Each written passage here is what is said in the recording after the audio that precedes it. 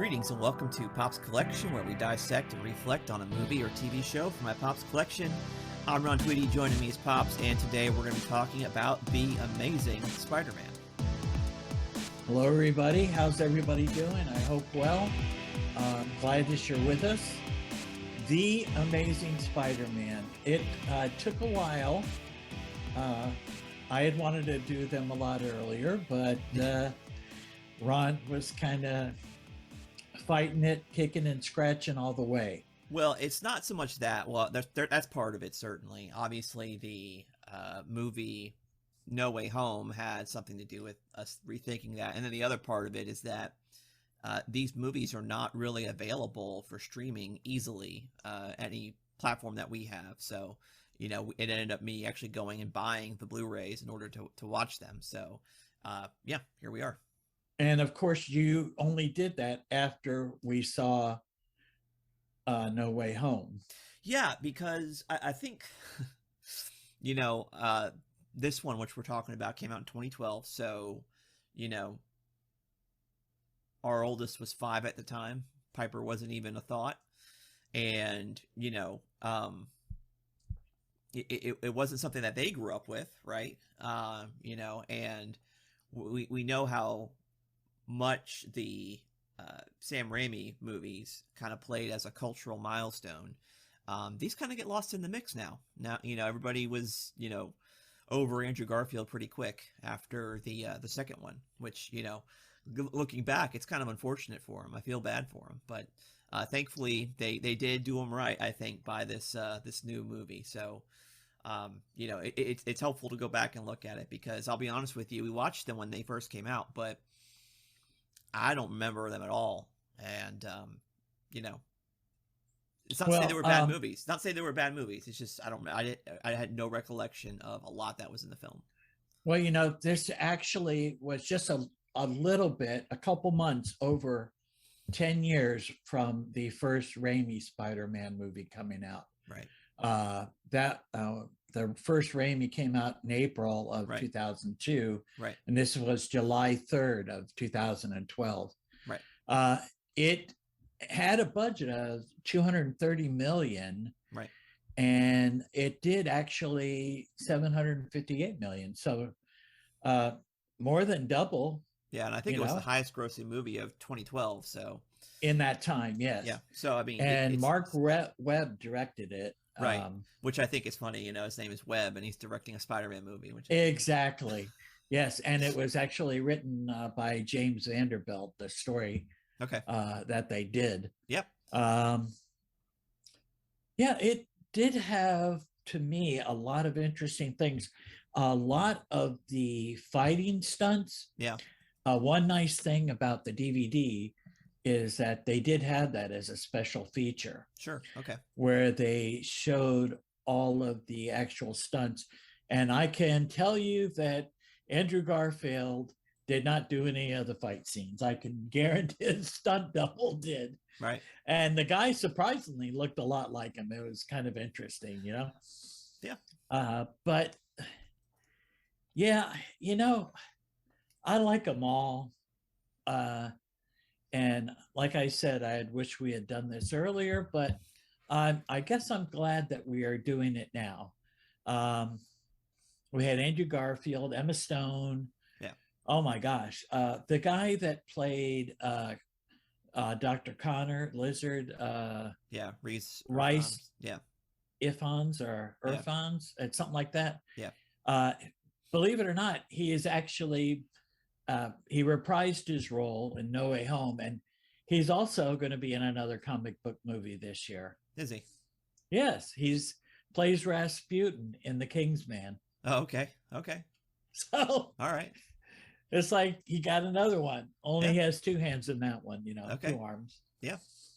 All right. Well, you know, that's a good segue. I was going to share a couple of comics from the source material because I love talking about comic Spider-Man. I'm sure you do as well. Oh, yes. So yeah, let me just pull up the screen here. So we got this is the first appearance of the Lizard, where we have a classic Stevie Ditko drawing, and yeah, it's just really fun. Very early on. This is the sixth issue of Spider-Man, so we're talking like early '60s. Oh And yes, yes. this version of Lizard looks a lot different than his movie counterpart. Uh, yes, in this first comic, but Yeah, there are later times that he shows up drawn by yeah. um, Junior. Oh my gosh, John Romita. Yeah, yeah, yeah, and that look more like the movie right. Lizard. Right, and I did bring the Ultimate one in, and he looks awesome in this one. I mean, really cool. I Oh kind of yes, wish they went for this look instead of the one they did. He almost looks like I was trying to think Toad when he gets turned into a Goomba in the Super Mario Brothers movie. That's what he looks yes. like. So I don't know. I'm not super wild about it, but I love this design for the Ultimate one, which I think that was a miss for them. But other than that, I think like you said, the casting choice of Reese Irfan as Kurt Connor / Lizard was good, but the design I think kind of could have been better. I think, in my opinion. Right. Well,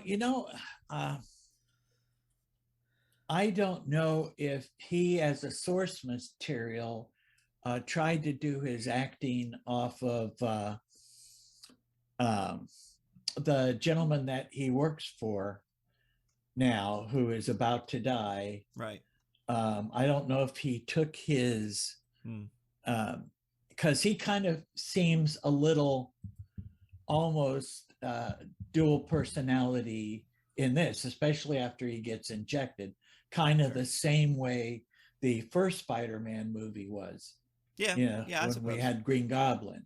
I suppose. They kind of act very similar. Yeah. Um, What I do love about the original Ditko story is they do end up in Florida, which is always a fun thing. But I'm trying to yes, load this up, yes. but it's not working right for me. I guess it might have gotten stale session or something. Anyway, yeah, you Okay, can see well, here. we But know it's OSET. There you go. yeah, Yeah, yeah, there you go. He's in the Everglades there. yeah, That's great. yeah. But I do like Ditko's design of him as well. He looks more like a dinosaur almost, and the classic contrast of the white coat and the purple pants that are torn up. Yes. Very evocative, almost kind of like Incredible Hulk, but more obviously more reptilian. And it's pretty cool. So I do like that. It kind of, to me, I kind of wish that they had done that in the movie. Yeah. There weren't many scenes where he was wearing the lab coat. Yeah, you're right. You're right. Which I wish there was more of that. Yeah.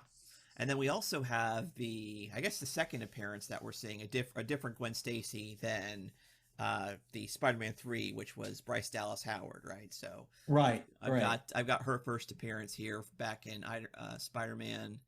I guess it's number 30, I think 30, 31. Yeah, so you can see this is when Parker first gets to Empire State University, and you see Gwen Stacy right there, the blonde. Yes, and she's hanging out with Norman and Flash. Not Norman, Harry. No Harry Osborn.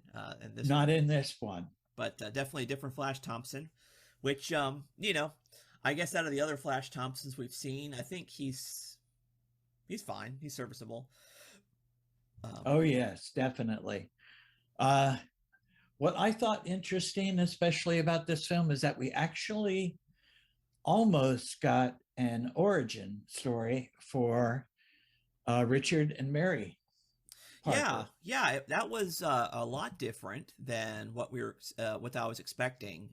That was a very different take on it. I know that they've talked about Peter's parents back in. Let's see, I don't know if I've got it pulled up or not. Well, there has been a few different versions of his parents. Yeah, I was going to say that the annual number 5 was like the first real attempt to kind of give Peter's parents a backstory, which was, they were considered traitors. And that was kind of the big thing. But in Ultimate Spider-Man, they were double agents, actually. Yeah, but then Ultimate Spider-Man, he finds out about his parents relatively quick, like 30 issues in. You can see he found some home videos between him, and consequently, instead of the Connors that they were involved with, this is with the Brocks, which is you got a young Eddie Brock right there, which I think is kind of funny. Yes, interesting how they chose to go in that direction, but That was Bendis's writing, I think. Yes, that's right.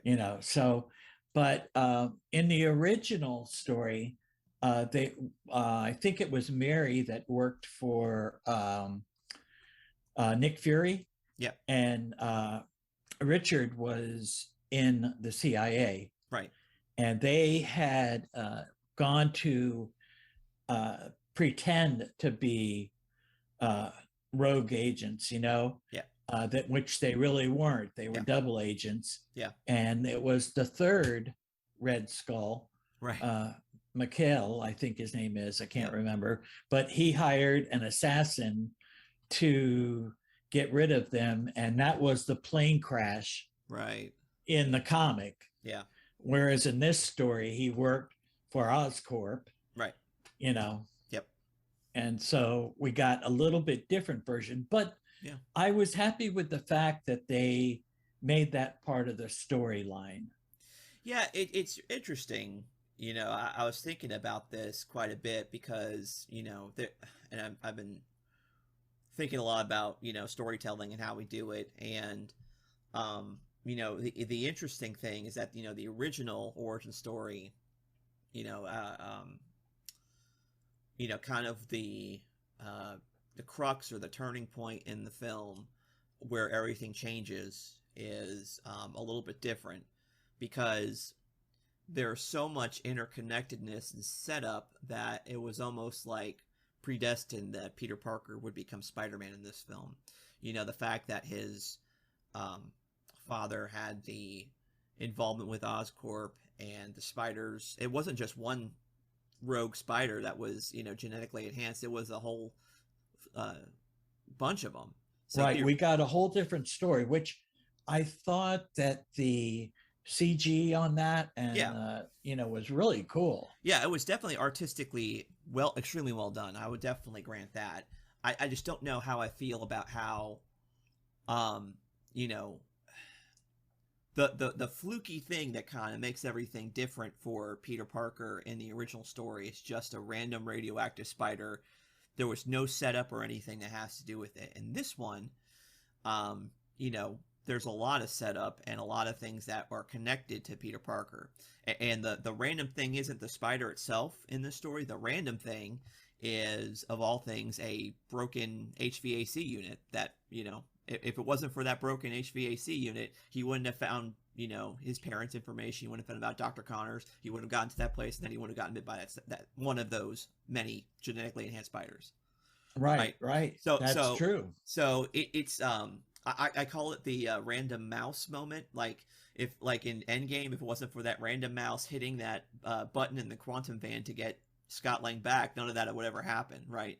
That's that. Right, right. So That's true. the broken AC unit is the The random. butterfly effect or whatever Yeah, you it's call it. kind of like that. It's kind of like that, but and I don't know which one I like better. That's the thing, because I think both parts of the storytelling have their merits. Whether it's Peter has all of these connections prior to the moment of his transformation, or whether it's just a random fluke of accident.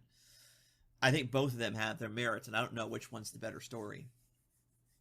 Well, I think that they moved it along quite well. They're really, to me, the deadest part of it was going to Gwen Stacy's house to meet Dad. That was kind of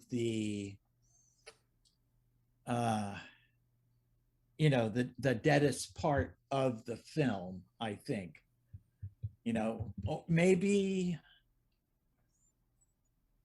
Maybe when he ran out of the house and Uncle Ben started chasing him, maybe there a little bit too, because Uncle Ben's roaming the streets looking for him. That was a little, Yeah.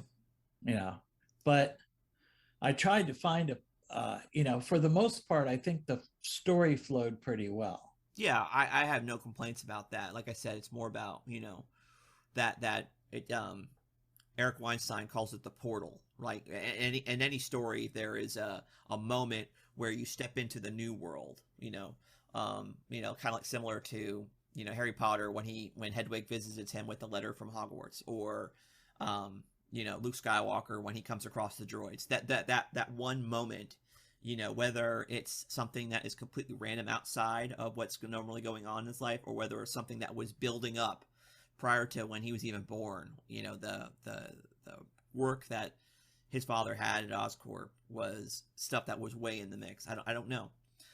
To me, like I said, I don't know which one I like better. Well, we'll just go with most of it was really good. I did want to mention that the music for this was done by James Horner. Okay. I don't know if you're familiar with him. I know. The name I'm familiar with. Yeah, he's done a lot. Your favorite movie, Crawl. Okay. That's a good movie. And he also did Star Trek II, Wrath of Khan. Yeah, okay. Yeah. Titanic, and The Rocketeer. Okay. He also did. As a matter of fact, he did a lot of things. That was actually his final American film that was released before his death. Interesting. And do you know what he died from? Airplane accident. Okay. Kind of like Peter and Mary Parker. Yeah, that's an interesting coincidence. Yes, and actually, he flew his own plane. Okay. So he was, they deemed it an accident, nothing on purpose. But yeah, it's kind of like a John Denver thing. Yeah, kind of. He was really a good composer. He did a lot of good stuff, really. Yeah, agree. But that, I think, the way all the action scenes were done and the way the CG flowed, the music just flowed with it so smoothly. Yeah. I found myself, I actually had to watch it again, It's like I watched it early Monday and then I said, you know what?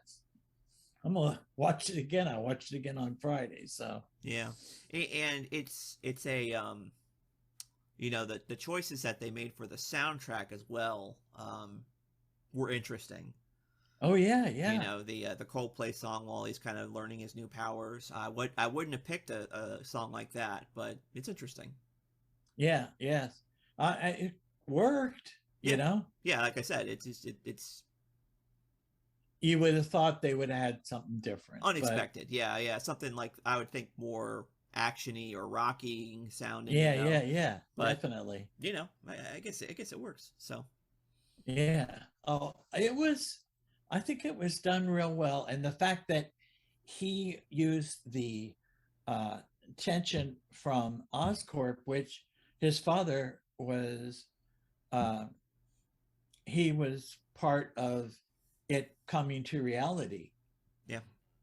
That was one of his things with the spiders. So it's pretty much like his father helped him to become Spider-Man, Right. That's right. Yeah. So it just like you had said earlier, but right. It was just another thing that kind of brought it to like a point of gelling, And also when he went to look for Uncle Ben's killer and he falls through the roof into the arena. I thought of 2002 Spider-Man. Yeah, I mean that is closer to the original yes story, so I it's fine. What did you think of his Spider-Man outfit? It was fine. I'm not. I guess we could really think about out of the three. Tom Holland, Tobey Maguire, and Andrew Garfield. I guess his is probably my third favorite, but it's not bad. Right. Well, you got to think about it this way too. They all have had multiple outfits. Yeah. Are costumes. True. Holland's design when he got it from Tony Stark. There's a couple of different versions there. I like the one that has the spider legs on the back. Oh yeah, that's cool. That's a real cool one. So there's quite a lot of variations, almost as many variations as there are Iron Man suits, Yeah. maybe. No, not even close. But All right, so uh, we got the intro, and then we get Aunt May, which Sally Fields did a pretty good job of Aunt May, I agree. and Uncle Ben, which Martin Sheen. Yeah. I kind of feel bad for him, just as I felt bad for the first Uncle Ben, because they pretty much were there for the first 15, 20 minutes of the movie, then they're done. Yeah. Yeah. It's Well, like, I will say that Martin Sheen's probably my favorite Uncle Ben that we've seen so far. well, Yeah, he's I mean, he's well, great. we don't really have an Uncle Ben in Tom Holland's We case, don't, right? at least not yet. Maybe they'll introduce an Uncle Ben character. I don't know. Well, that That's the would thing. kind of be interesting, since Aunt May is the one, uh, you know. Right. Right. Yeah, it's funny because like it just seems with all the Aunt Mays, they get younger and younger looking until we got, Yes, Marissa yeah, Tomei. So yeah, I know. And plus, that Aunt May had a boyfriend, Happy, yeah, you off and know. on, off and on. Yeah. Yeah, yeah, that's true. That's true. We also did not get, with great power, Well, it, we got something close to that. but we didn't get that. Right. So, and I don't know if we'll get that in the Spider-Man 2 movie or not. I don't remember Yeah. pretty much about it, but um, I think we've got a good uh, antagonist with the lizard, Dr. Connors. Agreed. And also we had Dr. Osborn's helper, or the guy that was running the show. Yeah.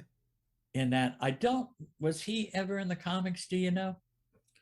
I'm trying to remember what his name was. I'm drawing a blank. I don't remember. Yeah, I don't think so, but he was linked to Osborn through that. Right. And then you remember there was a little bit of something while he was in prison at the end. Right. Which I wasn't really sure who that was. Was that just him? Or was it, Osborn? Yeah, I don't know. I don't know. They didn't really make that very clear. They didn't show a clear picture of it. So I think that was intentionally unclear. Yeah, well, yeah, they did their job then. Yeah. All right. So as far as the school, the scenes inside the school, I mean, yeah. I think Peter played the awkward guy pretty well. Garfield did a good job of that. Yeah. Yeah, and to me, I think there is something a little bit missing. He doesn't have like a best friend to have, like, Tom Holland has Ned, and Tobey Maguire had Harry, and this one he doesn't have anybody, which I kind of feel a little more sorry for him. Which it's kind of what they're going for, I guess, with Peter Parker. You do feel sorry for him, right? Because he's kind of the alone, awkward guy. Right. He does have a crush on Gwen Stacy. Right. And everybody knows it but Gwen. No, I think she knows. Uncle Ben knows. And yeah. And I think they played that off real good, and him being the cast out, trying to get into his locker. Yeah. And then once he gets his powers, what he does on the basketball court, I thought that was pretty cool too. Yeah. And that's where we got the little thing with him and Uncle Ben, right. know. Right. But again, it wasn't with great power, Right. But hey, who knows? Let's see. I liked the Oscorp part. I think they did a good job CG in that. And then also the underground, the sewers. Yeah, that was one of the better scenes in my opinion. Particularly the one where he lays out the web everywhere, and with the wires. Was that not cool? It was very with cool. all of the lizards crawling on every one of the webs. Yeah, it was really well done. Which it kind of was almost a uh, a counter to when he was in Oscorp and all the spiders were there. Oh yeah. All those lines Yeah. were really the webs. Right. And so you had first the spiders on them, then Yeah. the lizards. Sure. So, and they did good CG on the uh, rat lizard. Oh yeah. Yeah. Yeah. Yeah. That's pretty wild. Yes. And unfortunately, my logistics side thought, okay, Peter's going to leave now and leave that rat there Yeah. and not tell anybody. Hey, there's a real big rat in there. You better get somebody with a gun, Yeah. I'm like, really? You let that go, huh? Yeah. But yes. Oh, and then the other part, which it's supposed to be New York. Yes. That bridge to me Yeah. was kind of shades of Fantastic Four. Yeah. Okay. Where the bus was going to go over the side. Yeah. Yeah. Yeah. The Washington Street Bridge, I think it is. Yeah. Yeah.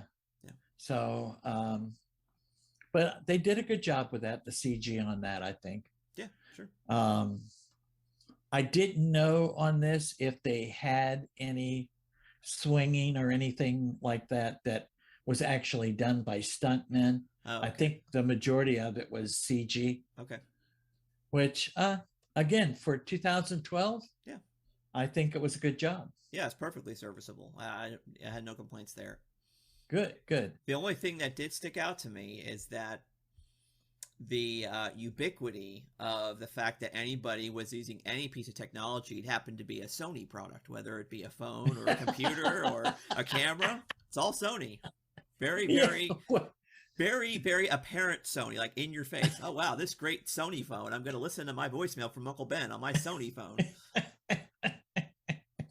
Well, you got to kind of, I don't begrudge him for that. I know how they when Sony purchased the rights to make Spider-Man movies, they got that the return on investment was extremely powerful, and I don't begrudge them for taking advantage of that. Right. And how many Marvel movies have we reviewed where you said, wow, KFC paid a lot for that picture, or whatever, So, Yeah. Really, you can't begrudge them for it.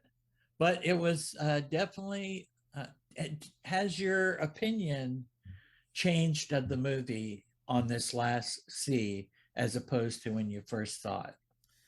See, the problem with that question is that my opinion of the movie before watching it was completely neutral because I don't remember the movie. I saw it, but I don't remember. It was an unmemorable movie for me. It wasn't like, the Sam Raimi movies, and it wasn't like the Tom Holland movies. So I kind of feel bad about that, but well, like you said, Garfield is kind of the forgotten Spider-Man, Yes. Sadly. And the thing that really I think would have made it more memorable is if they would have done a trilogy with it. I think that might have, well, it would have kept Garfield in for a third movie, and maybe there were, how it is. Sometimes you watch a show or a series, and you can't really get into it until you get to the third or fourth episode, and then you start to invest into the characters, and maybe that would have helped you to invest in him as Spider-Man if he had done a third movie. Maybe. I don't know for sure.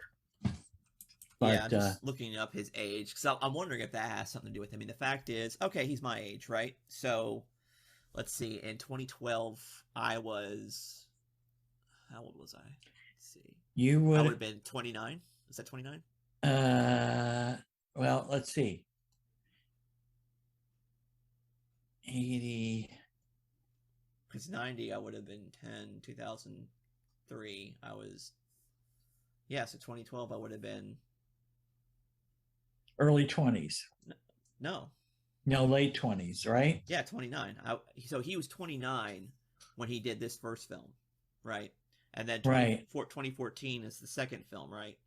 Correct. So he was then 31. 31. So how realistic is A Andrew third Garfield movie. playing a teenager, right, as a 31-year-old? I mean, that That's wasn't going to true. work. It wasn't going to work. Well, you have to Unless admit he did a good job with this one. I agree. I agree. There's no complaints. And like I said, I feel, Bad for him. yeah, I do. I really think that he probably did have another film in him.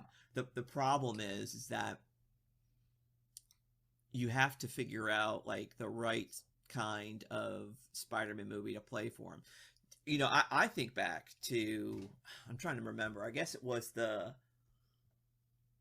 mid to late 90s. We got a trade paperback of the Venom saga, which was done, I think, primarily by, or some of it was done by Todd McFarlane. So you had an older Peter Parker at that point. He was a semi newlywed with Mary Jane at that point. So obviously a little bit older, and for a living he was a photographer for the Daily Bugle. He wasn't a student. He wasn't anymore. So maybe you could have done a film like that with Andrew Garfield at that point, because if let's just say it it's gonna be 2016. If that's the case, he would have been in his mid 30s by that point. So, or early to mid 30s. So yeah, you could. I guess you could. So that's what it would have had to have been. Which I don't mind an older Peter Parker story. We haven't gotten that yet. I think we need to. We got a little bit of it as Tobey Maguire. Yes, in this recent film, but that's about it. But I think that was probably the reason why I think he didn't get a third movie. Probably. Plus just the fact that they were going to introduce him into the MCU by 2016, and they needed somebody younger at that point. He was right, which they got. Yeah. And I think it was kind of interesting how they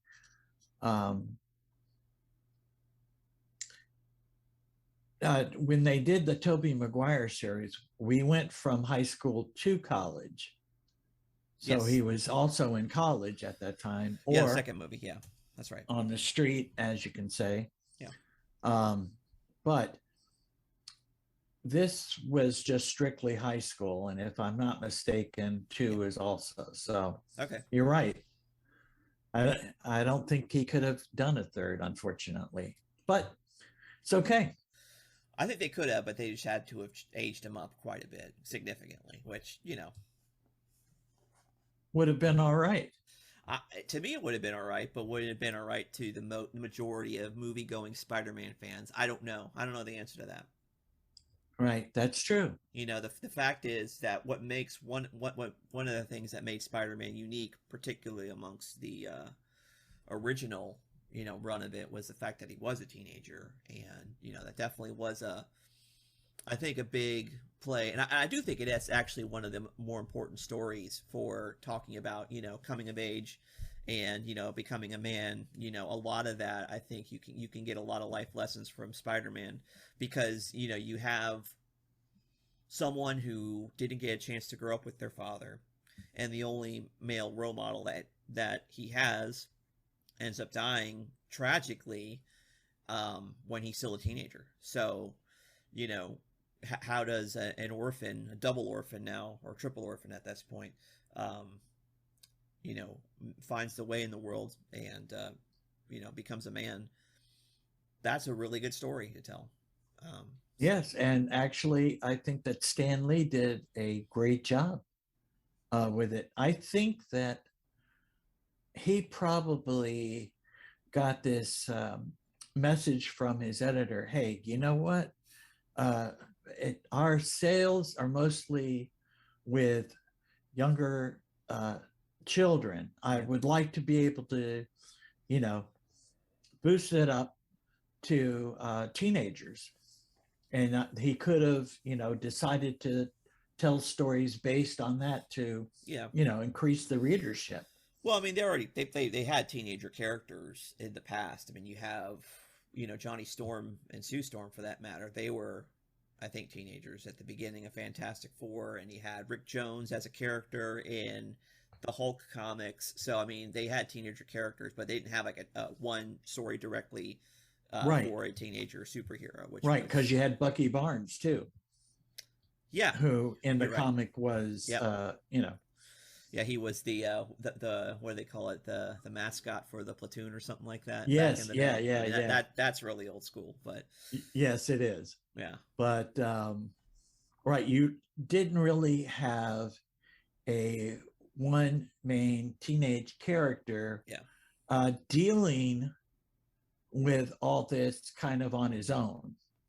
yeah, exactly. Yeah, I mean, that is, I think, one of the compelling things. We talk about this all the time, and how the Marvel story seems so real is because at the same time he's punching out the lizard, he's also trying to figure out how he's going to help Aunt May make rent for the month.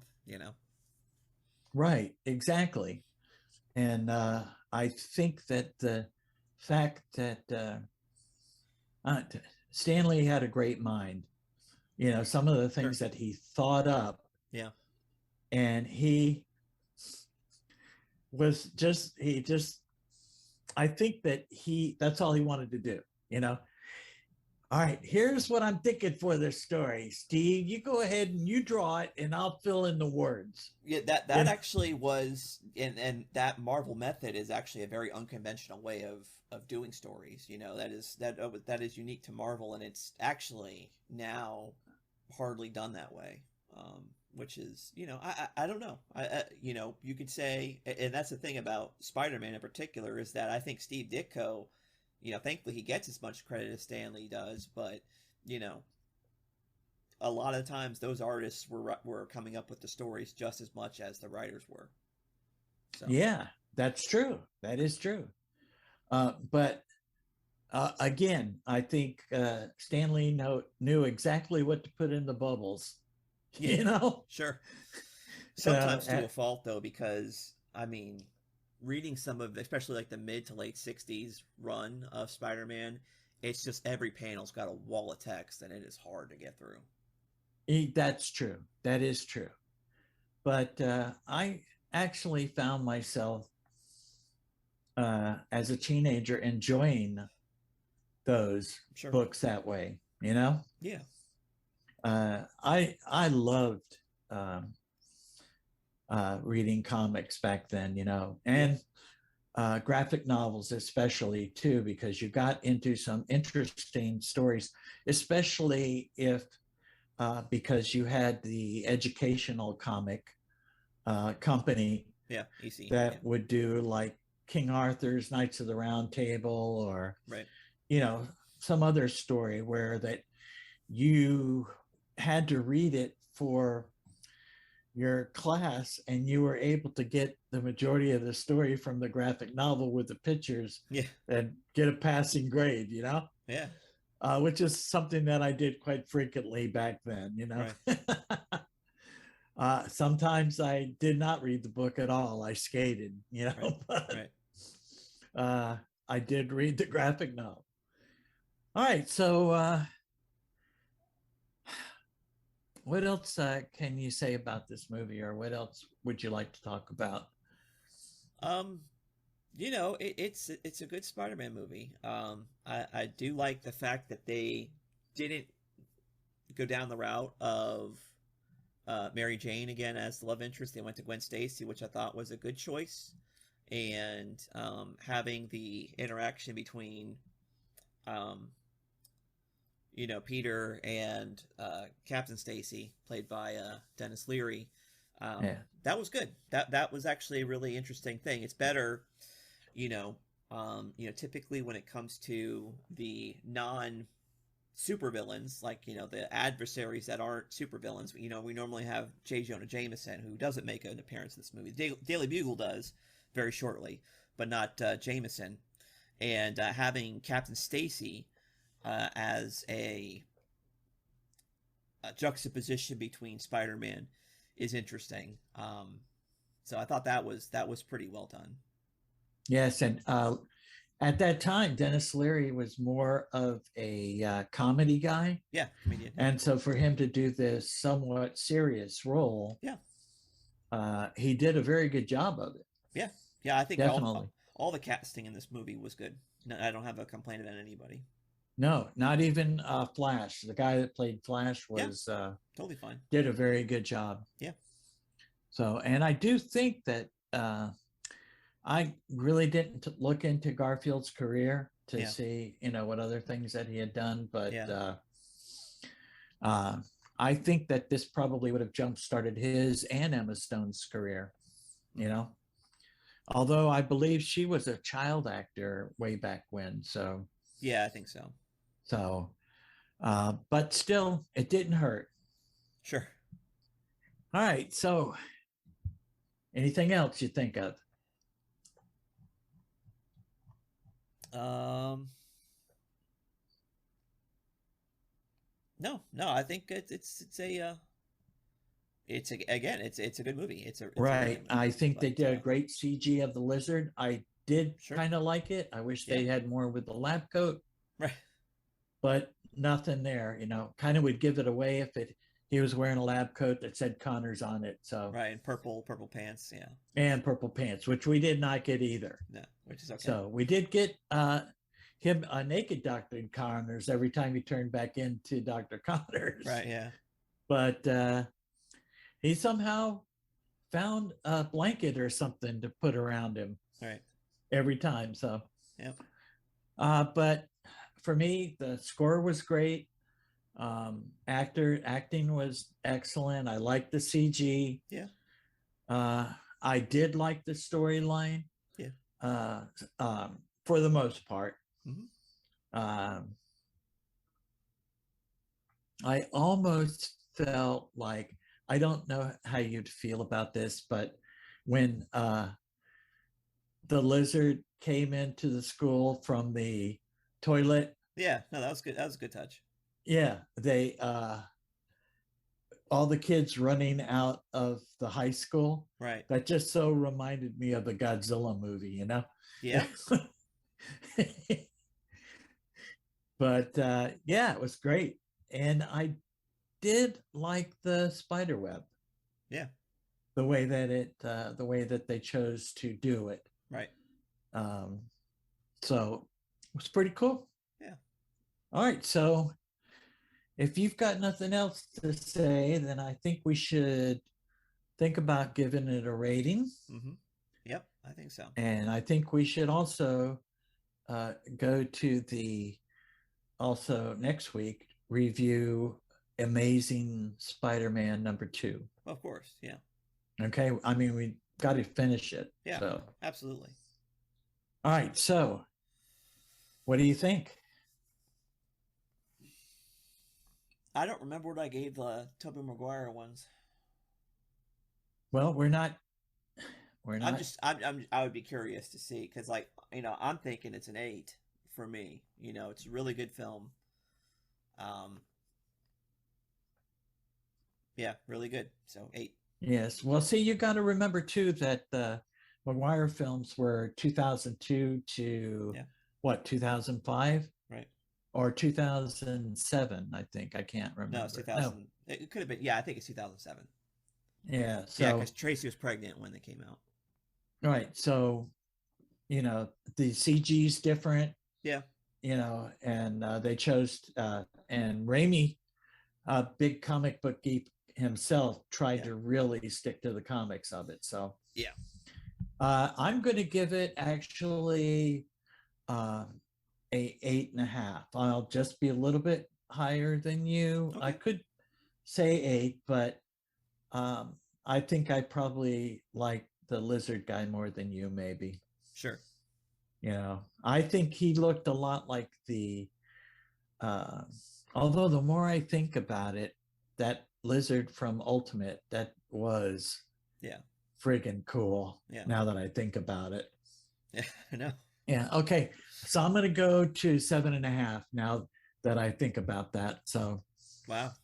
Yeah. Well, I liked it a lot, but I kind of had this feeling after what I thought about what you said, that I think that lizard would have been a lot more. I think it would have been. I think that people screaming and running in the streets, I think that would really make them do that more than the character that they portrayed in here. No, I hear you. I hear you. Okay, good. All right. All right. Let's end it there then. All right, we'll end it there. And next week, we're going to do Amazing Spider-Man 2. Yep. So tune in next week for Amazing Spider-Man 2. Goodbye and God bless. Goodbye. God bless. Tell your friends.